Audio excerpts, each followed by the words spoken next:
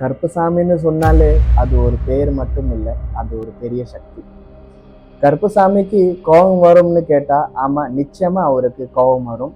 ஆனா அது சாதாரணமா கோபம் இல்லை, நியாயம் தவறாம நடக்காம போனா வர கோபம் தான். கருப்பசாமியோட பக்தனுக்கிட்ட நம்ம ஏதாவது தவறா பேசினால், இல்ல பொய் சொன்னால், இல்ல அவங்க கண்ணுக்கு பார்வைக்கு பின்னாடி ஏதாவது தப்பு பண்ணுனா, அப்போ கண்டிப்பா கருப்பசாமிக்கு கோபம் வரும். ஏன்னா கருப்பசாமி உண்மை, நேர்மை, பயம், கட்டுப்பாடு இதெல்லாம் ரொம்ப முக்கியமா பார்க்குற ஒரு தெய்வம்.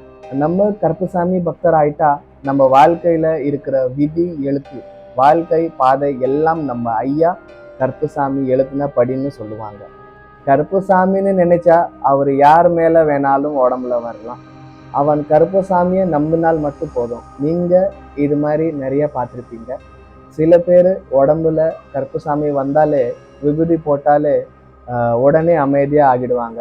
சில பேர் ஒரு செகண்ட்ல கத்தி போயிடுவாங்க. நிறைய பேருக்கு நம்ம ஐயா தனித்தனி சக்தியை கொடுத்துருப்பாரு, அவனுக்கு காவலா இருக்கிறாருன்னு காமிக்கிறதுக்கு தான். ஆனா சில பேர் என்ன பண்ணுவாங்கன்னா, உடம்புல சாமி வந்தாலே அந்த பக்தன்னு பைத்தியம்னு சொல்லுவாங்க, சிரிப்பாங்க, அவங்களுக்கு முன்னாடியே கிண்டல் பண்ணுவாங்க. கருப்பசாமி உடம்புல வந்தாலும் சரி, வரலாற்றும் கூட சரி, அவர் பார்வை, அருளும் காவலும் எப்பவுமே பக்தன் மேல தான் இருக்கு.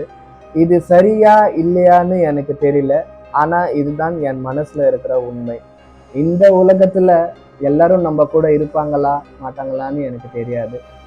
ஆனா கருப்பசாமி ஒரு முறை நம்ம மனசுக்குள்ள வந்தா அவர் எப்பவுமே நம்ம கூட தான் இருப்பாரு, நம்ம கூட காவலா இருப்பாரு. இதுதான் என்னோட மனசுல இருக்கிற உண்மை.